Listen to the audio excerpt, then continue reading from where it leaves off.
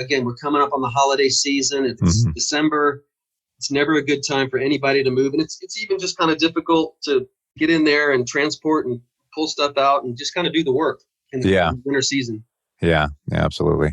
Well, at least it'll be a little bit warmer where you are doing this work than if you're doing it where I do have a little bit of snow coming down outside the window right now. First of the season, you know? 1, 2, 3, 4. Yeah. Welcome to the Rent Prep for Landlords podcast. And now your hosts, Stephen White and Eric Worrell. Hey, everybody. Welcome back to another episode of Rent Prep for Landlords. I'm your host, Eric Worrell, and we have a special guest on the podcast today. His name is Lindsey Doris. He hails from the Nashville area. And I actually got a random email from Lindsey one day saying, hey, you need to have my friend Steve Fox on your podcast. He would be a great guest. He's got an interesting story. If you guys heard that episode, it's a great listen. You might want to go back and check that one out if you missed it. But from talking with Lindsey over email, I thought it'd be a good idea to have him on the podcast as well. So welcome to the show, Lindsey. Nice to have you here. Nice to be talking to you. Yeah. So Lindsey, just for our listeners, can you give us a little bit of background story? Because I know that from talking to you previously and, you know, to let the listeners on, we were actually already recording, but I didn't hit the record button. So that's my bad.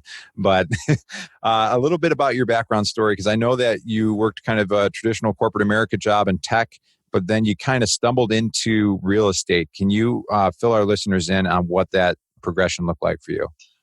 Yeah, sure. I was in the tech industry for about 20 years, everything from an HP reseller to working for a large software company up in New York and Long Island for 5 years. And then after I came back to Nashville, I got on board with another software and hardware company for about 8 years. And then the company had layoffs. And so that put me to about 2013. And just prior to that layoff, a friend of a friend asked me to see if I was interested in managing their property that was just a few blocks from my house, because the owner was in Los Angeles and he didn't have anybody who was on site who could act as eyes and ears for the property. So I was doing that at the same time when I had my corporate job, but then the layoffs occurred and I had this, this little gig on the side. And I kind of, as a single father with 2 teenage kids, or actually one was 10, one was 12 years old, I continued to want to have the flexibility to be able to take care of them and just manage the day-to-day. And then, so I started considering, am I going to jump back into the corporate world? Do I want to, try to expand on property management? And sometime in there, I met Steve Fox and his wife, and they, as you say, have a larger property portfolio. And I just started learning from them and listening to them. And, she was handling more of the administrative. He was handling more of the hands-on day-to-day, just making sure the properties were up and running, taking care of the places. And I was just asking them questions. And I just kind of got more inspired to think about sort of expanding that in my life as well, because several decades ago, I, was kind of thinking about what I would do when I was in my 50s and 60s. And I always thought that property management and having a couple of rentals was going to be a good idea. So it kind of went from there. Okay. And one of the things that kind of strikes me as interesting is if you listen to a lot of people in this space, one of the things that they're constantly preaching is to get a mentor in the real estate space, where for you weren't necessarily even looking for one. But I think you had mentioned earlier when we were talking before we jumped on here that you were sharing rides to school for your kids, right? With Steve Fox and his wife, like you guys were car sharing? Exactly. Our two sons were going to the same high school. I think it started in middle school. And we were doing the whole carpool thing, dropping them off at school, picking them up after. And so we just got to know their family that way. And our sons became good friends. That's pretty cool because, sometimes I think life kind of just puts things in front of you. And it sounds like that kind of happened in your situation where property management wasn't necessarily something, it was something you thought about in the past, but you weren't actively looking for it. And then randomly a friend reaches out, and then randomly somebody that your kids carpool together is doing really well with real estate. And then you mentioned too before that you ended up getting a few other properties that you started managing. How did you acquire those properties? Well, as far as the management of other people's properties, another couple of friends of mine found out that I was managing a couple of houses over here on one property. And I had a friend who was in the military, and she was stationed over in Hawaii. And she was looking for a local property manager because she went with the normal kind of nationally ranked property management organization, and it wasn't working out. And she trusted me, and we were good friends. And so she invited me to take care of that property. And so I did, and it's been going well. And then another couple that I knew, they were leaving town, and they had a condo or a townhouse actually, and they needed somebody to manage that. And so I kind of got that one as well. And then locally, one day I saw a duplex in my community, just about a mile from my house, and it was definitely a fixer-upper. But I looked at the price, and then I contacted my brother, and he and I bought the house together. And he's out of state, so I managed it, and I got some friends who were kind of a contractor family and got them on the case and got the place fixed up. And so locally, then I had that duplex that me and my brother both owned, but then I managed these other properties for other people. And also in there somewhere, kind of word of mouth, somebody had an Airbnb that they needed to be managed 6 months out of the year. So I was managing that one as well. Okay. I'm curious because I know like a lot of people say you shouldn't rent to friends, right? Like, because that can create like a weird business dynamic. Do you have any kind of weird dynamics at all from being a property manager with people that you previously knew just on a friendly relationship level? Yeah, there were absolutely no problems. In fact, it was kind of interesting. One year, several years back, I was taking a management fee with me and my brother. And then one year he said, well, you know what? You were making like 7% or something like that. He says, we need to bump that up. And I said, okay, if you want to do that, that's fine. And then this friend from played Hawaii, hardball with you. What's that? I said he really played hardball with you. You know what? Really. Yeah, it was a softball pitch. And I knocked, definitely. No problem there. And then my friend from Hawaii suddenly, really around the same time said, well, you know what? I want to bump up your management fee. And I said, well, okay, if you want to do that, I'm happy to have that happen. Mm-hmm. And then when I was managing this Airbnb, it was not a percentage per month. It was just actually per hour. And so they wanted to bump me up $10 per hour from what I was making before. Okay. And I said, okay, if you want to do that, that's fine. So yeah, there were no problems. Okay. So I'm sure some of our listeners are wondering because they've probably thought about getting into Airbnb with one of their properties as opposed to just kind of your standard, 12-month lease rental property. From your experience, at least on the management side, how has that been with your Airbnb guests versus your, standard rental property guests? Well, it's interesting. And I don't do that anymore. The owners of the property have since decided to go ahead and move back into the house as of about a year and a half ago. Mm-hmm. But it's definitely interesting. You kind of never know what you're going to have week to week. And I would simply make sure the place was being taken care of as far as lawn care. I would show up and make sure that the cleaning service was adequate, which it was. All that went fine. And I'd walk through the house afterwards and give the tenants, the Airbnb tenants, kind of a rating, and I would let the owners know. Mm-hmm. But yeah, definitely, you never know what you're going to get. Couples would come in for a couple of days or a week or whatever, and sometimes they would leave it spotless, and it would be like a 5-star rating.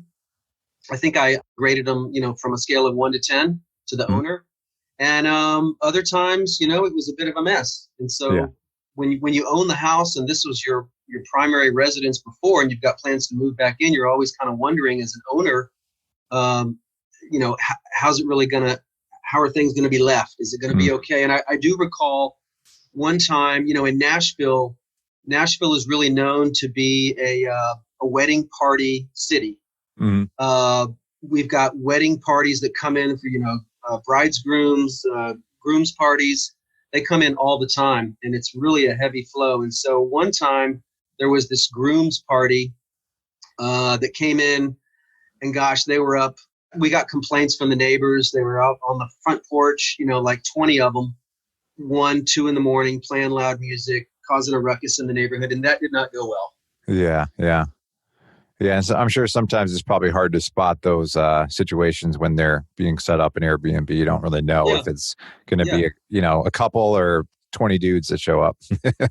Yeah, and you could have, in a 6-month period, you could have 20 groups come through, or 20 people, 20 couples, and out of the 20, there might be 3 bad ones. But that can cause a bit of friction in the community, friction for neighbors. It can put some tension and a bit of conflict on the owners. So that's my experience there. Okay. So you mentioned some people leave it a bit of a mess. I know that you had sent me an email kind of talking about some of your experiences from managing properties. And in particular, you had one situation that you're working through with a tenancy that's not going too hot. So could you explain to our listeners what that is, and me as well, how that situation got started, and then, how you've kind of arrived at where you are now? Yeah, absolutely. So as I said before, Nashville has been booming as far as rentals and property management and people coming in and moving in and passing through. And as I got to the point where I wanted to invest in some more properties, the cost of houses, the cost of property in Nashville was just over and above what I could afford. So I started looking around outside of Nashville, and I was looking for smaller communities that were affordable to me, that were kind of close to the highway for transportation. And I came upon a town that was about 2 hours and 15 minutes away, that was close to the highway, a bit in the country compared to Nashville. Mm-hmm. A little cute community. They got this, little main street downtown. And I could see this place growing, kind of looking ahead. And so I actually bought a very affordable 2-bedroom, 1-bath that already had a tenant, and that went very well. The tenant and I got along then, and we still get along. She's doing great. She pays early every time, and any need that she has, I try to accommodate as quick as possible. So that was going really well. Mm-hmm. And then soon after that, I saw a larger property. It was a 4-bedroom, 2-bath, 2,200 square feet ranch style house. And the interesting thing about it is, I was actually with a real estate agent, just kind of driving around. We had 15 minutes to kill. And I came upon this for sale sign, and I thought, well, let's go have a look. And so we just popped in, and ironically, the style of this house really reminded me of my parents' house where I grew up in high school. It had the same look and feel. It had the same kind of, 1960s kind of well-kept, house, and it had the same smell and everything. So I was a bit sentimental on this house, and it was in really good shape. Into an emotional purchase? a little bit, but you know what? It was a good house, and the price was right. It was listed at a certain amount, and I picked it up for about 10% less. Mm-hmm. And so everything was going great. But again, this house did not already have a tenant. It was completely empty, and I was still trying to understand the market 2 hours away. And I did not have a property manager who was on site. I was just managing from afar. Mm-hmm. And so I was a little bit nervous, kind of wondering how long it would take to get someone in there. So I went ahead and posted it on Zillow and Craigslist. And I got a bite like 2 days later. And the man who responded said, oh my gosh, this place looks perfect for us. We're a blended family with, 6 to 9 people. And I'm thinking, well, that's kind of a lot of people. And he goes, but this house has a handicap wheelchair access on the front. So it had a ramp. Mm-hmm. And I was actually kind of wondering how that ramp would go over. I thought some people would like that, and some people wouldn't. Am I going to have to tear it down and haul it off or whatever? But this guy says, you know what, my wife is handicapped. One of the things we love is that this has an access ramp. And I said, okay, that sounds great. And turns out he is an HVAC project manager, mm-hmm. everything from install from beginning to end. And I thought, well, if ever I have trouble with the HVAC, would you be willing to help out with that? He said, yeah, absolutely. And then it turns out his son is a contractor as well, who does carpentry, a little bit of electrical, plumbing, and whatnot. And I said, well, if you guys don't mind supplying some of the repair needs and maintenance, maybe we could work something out. Okay. And that's kind of how that got started. And so they did, within 4 days, we had signed a lease. And that's how that got started. And then through that tenancy where things kind of went off the rails as far as the condition of the house? Yeah. Yeah. Well, actually, for several months, everything went okay. And so, mm-hmm. but let me back up. Against all my better judgment, yeah, there are definitely some things that I did not do. I did Okay. not do a background check. Okay.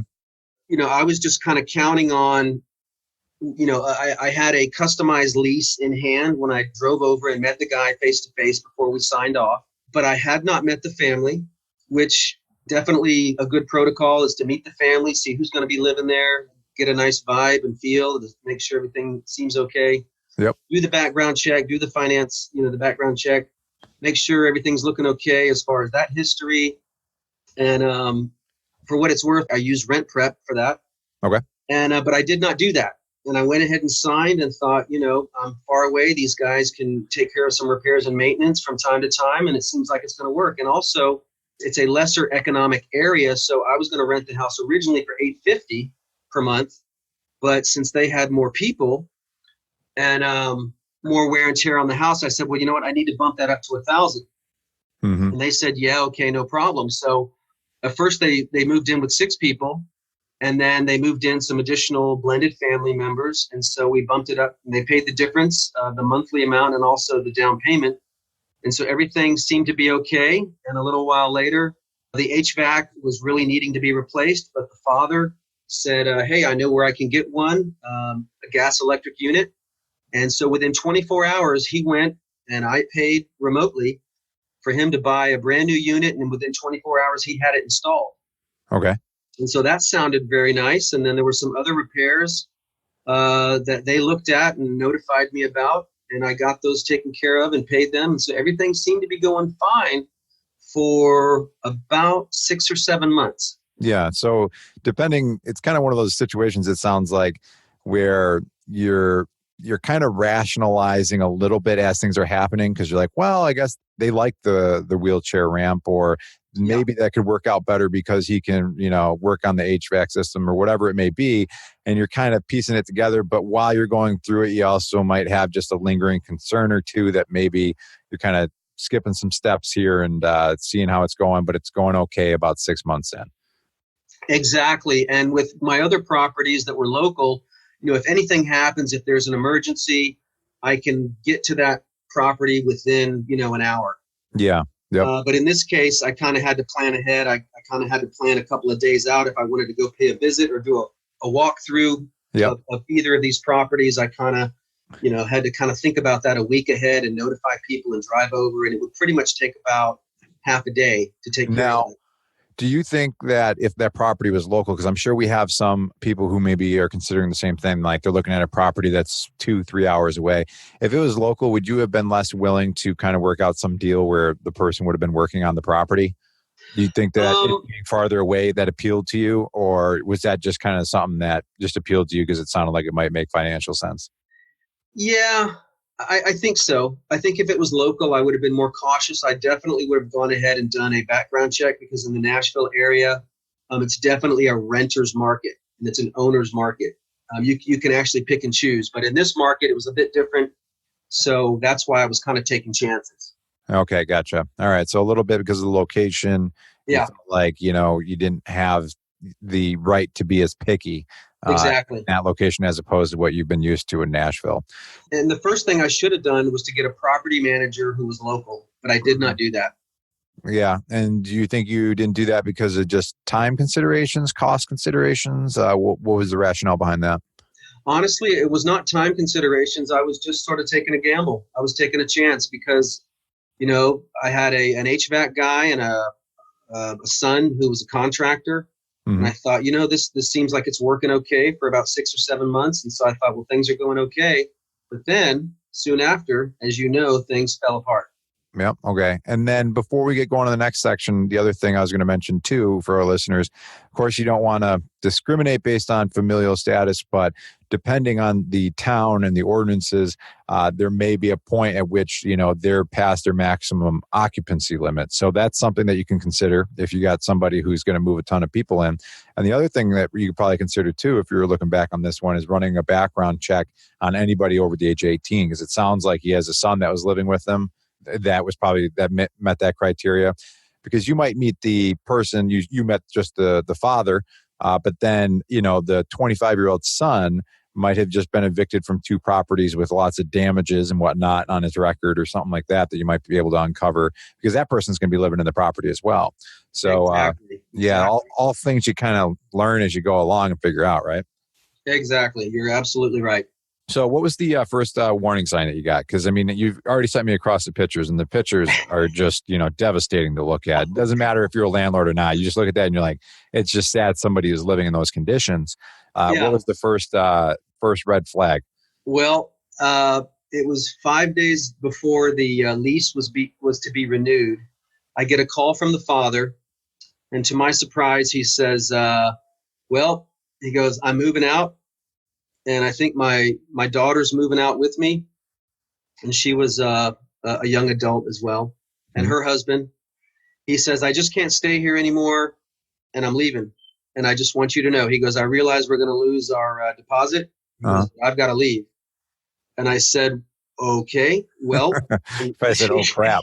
Exactly. What's going on over there? And I can't just get in the car and drive over in 30 minutes. So I'm thinking, okay, well, what about the rest of your family? And he says, well, as far as I know, they're going to stay. And I said, well, what happened? If you don't mind me asking. He said, well, we just got into some personal family matters that couldn't be resolved, and I've got to leave.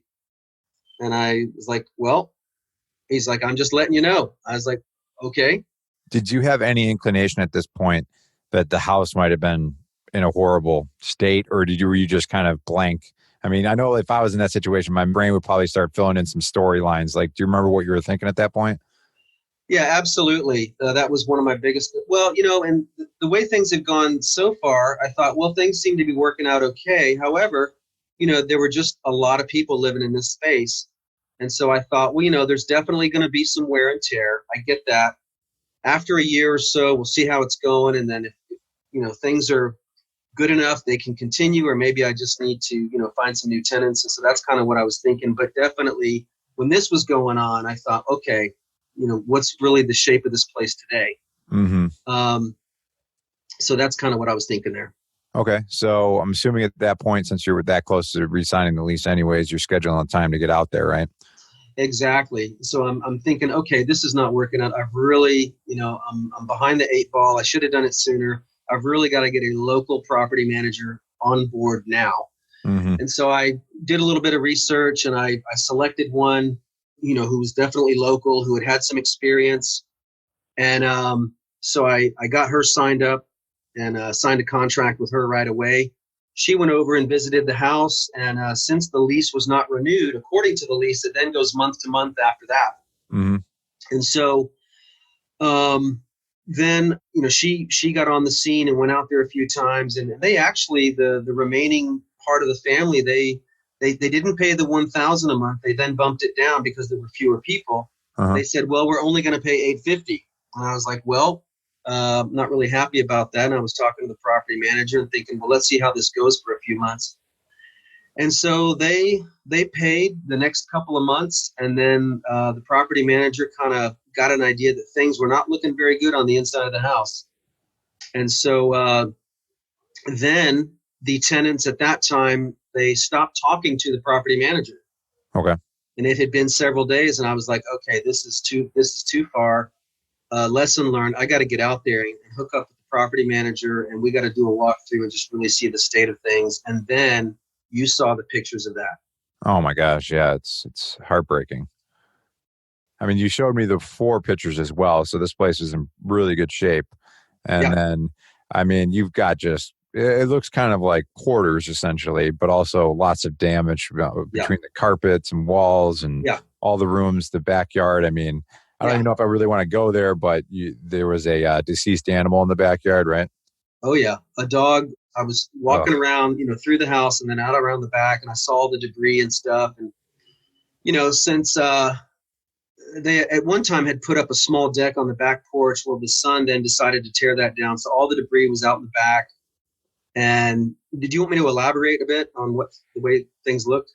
Yeah, I'm good on the dog part of it, just because that one's just too sad. I'm just going through the pictures, which people can't see on the podcast. But I mean, pretty much every room of the house has stuff. I'm looking at a picture right now. It looks like they probably put a poster board in the wall and then let a kid draw all over it. And there's just scratches all over the walls. And I mean, yeah, I think calling it a poster board is a bit too much. I think that it was just a piece of wrapping paper or something taped up on the wall. I have no idea what that's about. But yeah, letting kids draw on it, in addition to just with crayons and markers and stickers all over the walls, kind of throughout the house randomly. And, I had to communicate with the parents and just say, look, if your kid marks on the wall with a crayon or a marker or a sticker, the first time that happens, you take that stuff away. You don't keep giving it to them. And I was like, I'm talking like a parent. You just tugged to my heartstring just saying that, because I have had tenants in the past where I'm like, I feel like I'm parenting and not landlording right now, and I don't like that. Exactly. Yeah. Yeah. So there's just trash, garbage everywhere. I mean, I'll definitely have at least one of the pictures, some broken windows, like appliances, everything. Yeah. So at this point, what's your thought? I don't want to say, what was your thought process at this point after you've done the walkthrough and started seeing how bad? Well, I was definitely thinking two things. Three things. First of all, these folks have got to go. They're not respecting the property. They're, their lives and the way they want to live is not what I need. At the same time, to be honest, I was having compassion on them because the mother who was left after the father left, the mother, she was pretty much an invalid. She had home health care, and an assistant was coming several hours a day to help her out. And that's not something that the family can control. That's just the situation. And so I was really, I was sad for them about that. And then they've got a bunch of young kids. And the husband at that time, he was working as many hours as he could to pay for things and to get things done. But, at the same time, it just wasn't working. Mm-hmm. And so I was having compassion on them as much as I could. Yeah. But at the same time, I've got a house. I'm trying to take care of it. I'm trying to provide a good property for tenants, and they were not respecting it. Yeah. And I'm just trying to imagine, like, putting myself in your shoes, because the amount of tension you'd have to feel, right? So, like, I think they say it's like that cognitive dissonance when you have two things that are pulling you in separate directions. And one of them being you want to have a profitable rental property and you want to take care of in a well-maintained manner.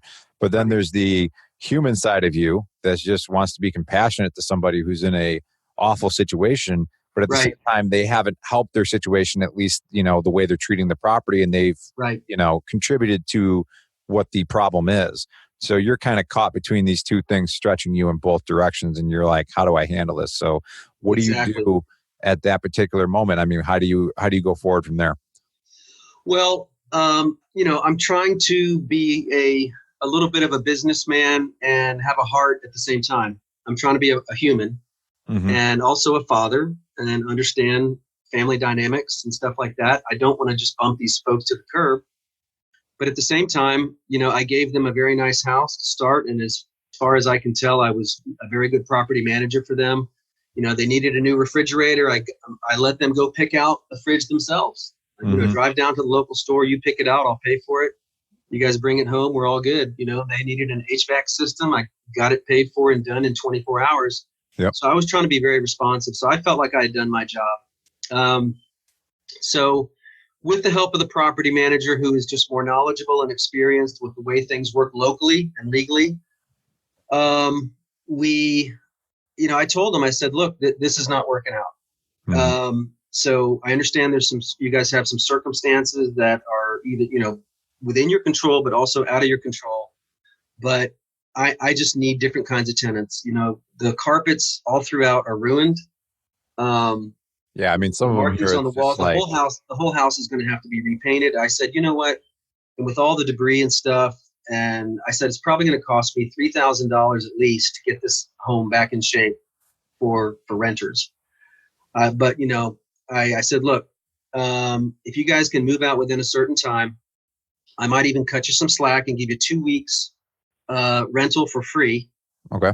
So here I am trying to be a nice guy, trying to be reasonable. I don't want to be a jerk. And there's kids involved. There's a mother in a wheelchair involved. And so, that's tugging on my heartstrings a bit. Sure. I said, look, but the thing is what you guys need and what I need are far and apart. So let me just spell it out. You guys have got to go.